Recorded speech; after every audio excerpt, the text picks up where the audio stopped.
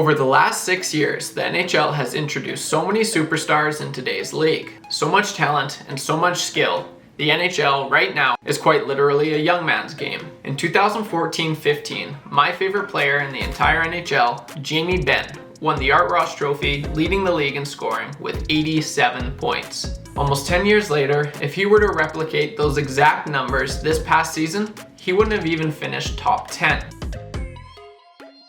He would have finished at 19th place, tying with yours truly, Nazem Kadri. Kiss my ass!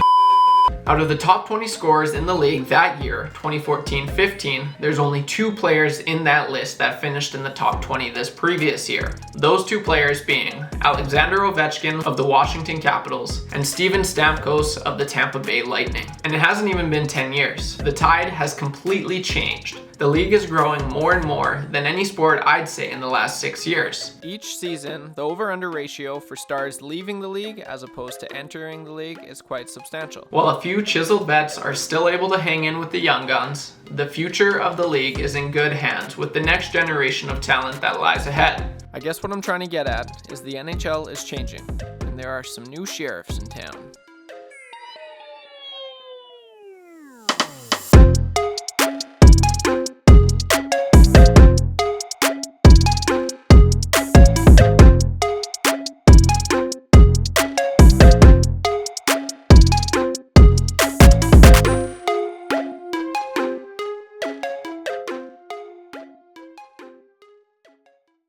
What is up, guys? Hope you liked that intro that I did there for you. Yeah, I had a lot of fun with that. We got a really good one for you today. I'm super pumped. I've worked pretty hard on this video as well. I just want to say thank you. The channel's doing super good right now, guys. Like the comments that I've been getting are just so awesome, and the people that are liking the videos, it just makes doing this like way easier and way more fun for me. So if you guys could keep it up, if you guys liking what I'm doing, yeah, feel free to leave a like and subscribe. Leave a comment if you have any ideas that I'd certainly be intrigued in. Yeah, go ahead. But I just want to say keep it up, guys. And yeah, with that being said, in today's epi, we're going to be doing something a little different here. I'm going to be giving you my take on who I think the top 5 players are in the NHL right now. I wanted to do 10, but I thought that might be a little long, so I'm only going to do 5, and this was a really hard list. I am an Oilers fan, so I'm going to try to be as unbiased as possible. I think, I pride myself in not being an annoying, I'm always right kind of Oilers fan, McDavid, Draisaitl, Oilers fan, whatever. And I feel like I do a good job in doing that. So yes, this was a very tough list.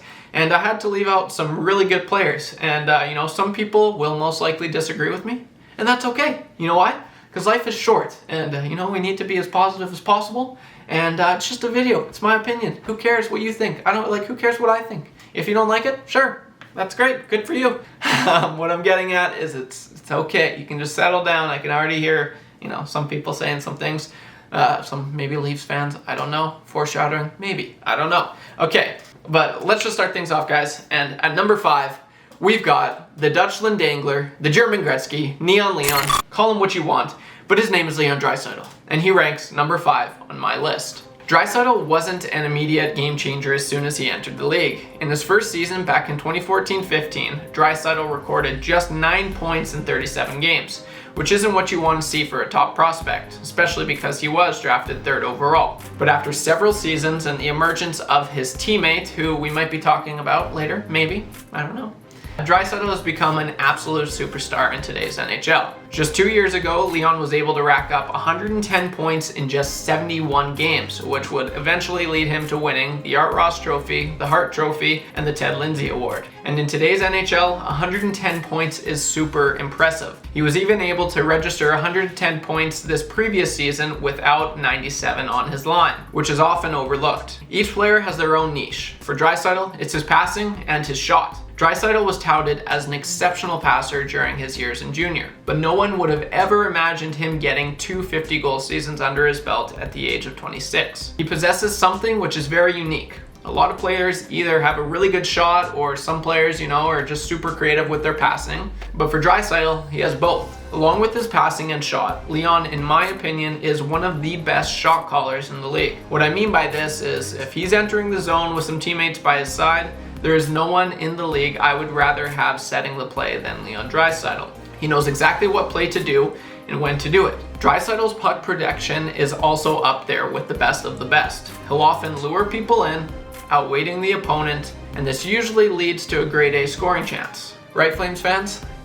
Minutes into overtime in Game 5, and McDavid scores!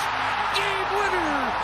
I can't stress enough how much Draisaitl is overshadowed because of McDavid, just like Malkin and Crosby. And also like Malkin and Crosby, I'll leave you with this stat. There's been 2 players in the last 10 years to have a 50-goal, 50-assist campaign. One of those players being Leon Draisaitl, and he's done it not once, but twice. The last player to do it before Leon was, you guessed it, Evgeny Malkin. And when he did it back in the 2011-12 season, he was a lock for the Hart, and it wasn't even close. And when Leon did it this year, almost no one in voting even acknowledged it. Well, better luck next year. No, that wasn't very nice. Not to mention what he was able to do this year in the playoffs, and he wasn't even healthy, which just goes to show how much more dominant he can be when he's playing with Connor McDavid. Time and time again, you're just blown away with any pass he might make on any given night. At the end of the day, Leon Draisaitl is a legitimate superstar and is easily on pace to being the greatest German hockey player of all time. So number 5. At number 4, we have center for the Colorado Avalanche, Nathan MacKinnon.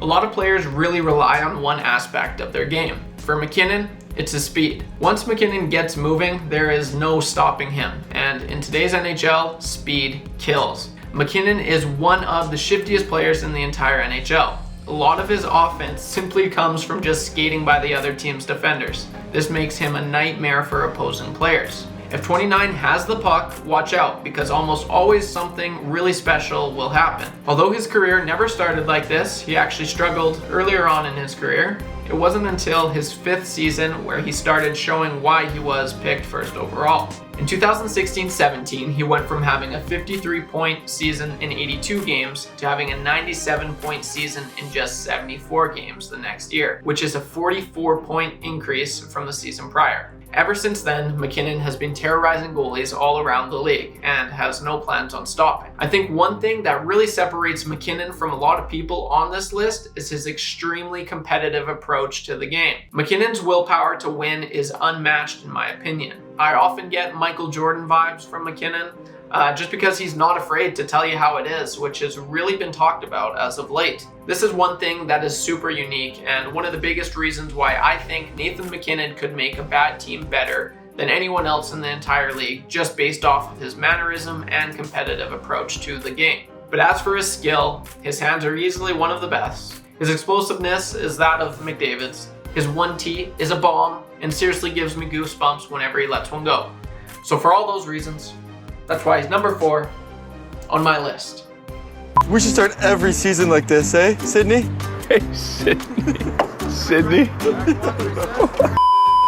At number 3, we have the best goalie in the league, Andrei Vasilevskiy. Now, as an Oilers fan, I can't tell you Lightning fans how jealous I am of your goalie. Why do I say that, you ask? Far enough that he was able to get it out. That was a scores from long range. Yeah, that's why. But anyway, Vasilevskiy is on pace to having a very special career. I've seen articles recently of people calling him already the best goalie ever, which is insane to think about. Vaz has to be one of the most, if not the most clutch goalie of all time. Like, I swear these playoffs, before every game, Sportsnet was like releasing all these stats of Vasilevskiy when it's crunch time, and the numbers were honestly laughable. Like, it was just ridiculous. He is so calm and composed and positionally sound, which ultimately leads to him making the saves that he does. Since entering the league back in 2014-15, his save percentage has never been lower than .910, which is ridiculous because even a .910 save percentage is super respectable in today's NHL. And that was him at his worst.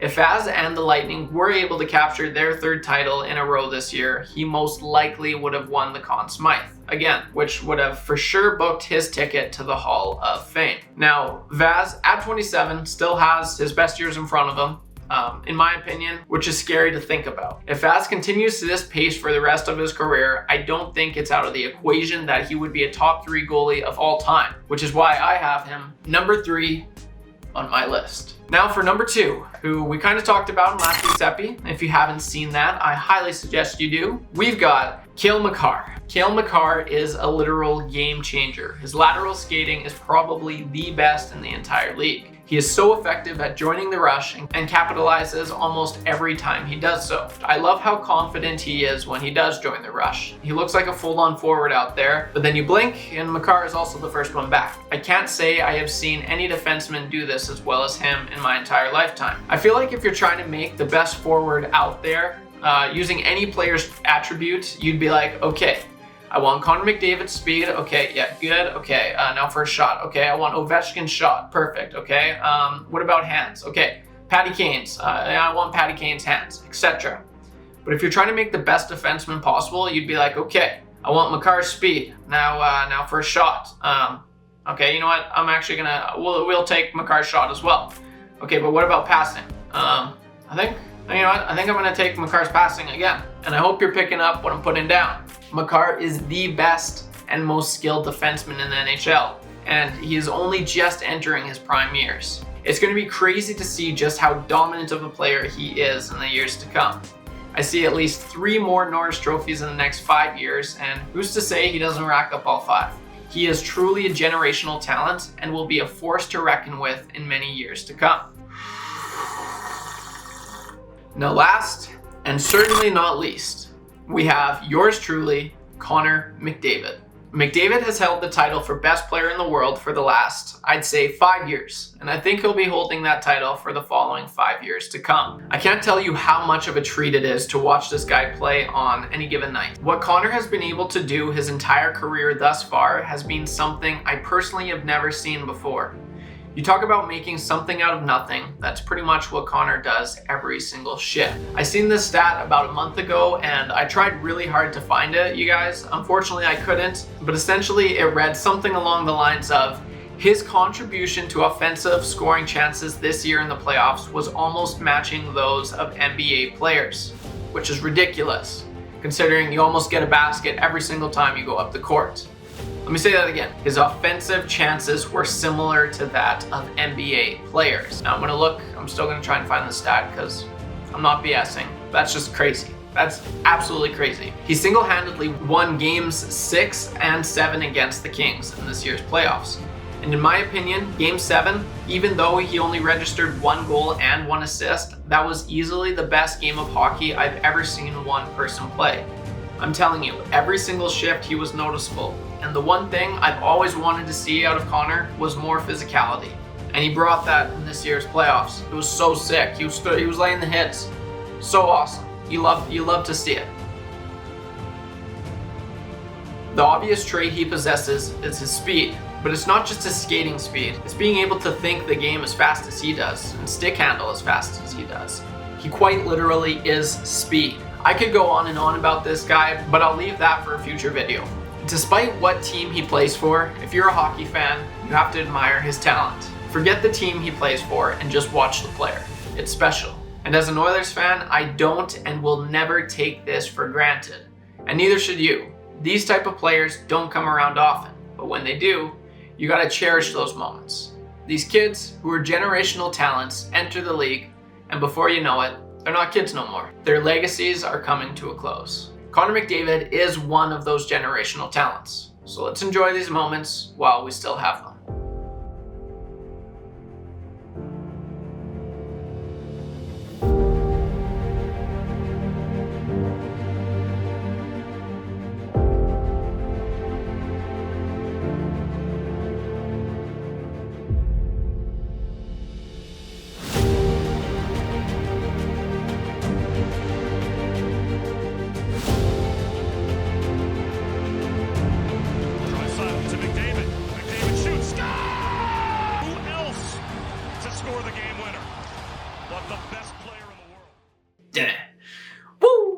Sweet, well that's my top 5. So yeah, I had a lot of fun with this video. As you can see, it took a lot of, I did a lot of research as well, again, and that kind of thing.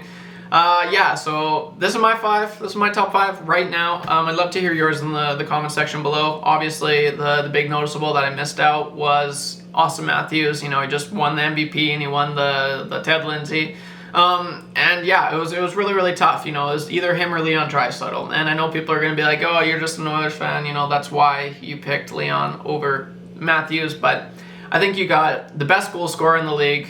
You know, he is the best goal scorer in the league. You know, I'll give him that. But I don't think he's the better player of the two. You know, you heard what I had to say about Leon. You know, he's also won the Ted Lindsay. He's won the Art Ross. You know, he's the 2-time 50-goal scorer. Just what he was able to do in this year's playoffs as well. You know, that's kind of why I think Matthews is the better goal scorer, but I just think all around Leon Draisaitl is the better player. So that's why I put him at number 5. And if you disagree with me, good for you. That's fine. That's okay. We can disagree. You can show me your top 5. I'd love to see it. That's okay. It's honestly just a video, so calm your taint. Anyway, that pretty well wraps up this video, guys. I had a lot of fun with this. If you guys like this, the support does go a long way. I'm really liking the progress that I've seen in the last few weeks. So if we can keep that going, that'd make my week and my day and my night. So let's keep it going, guys. Hope you enjoyed this video. That's why I made it. And if you did, leave a like and subscribe. I'm talking too much, so I'm gonna end it right now. I've got to edit it now. So I'll see you in the next video, guys. Keep smashing those like buttons, keep commenting, keep subscribing. You got this, and I'll see you in the next one. Peace.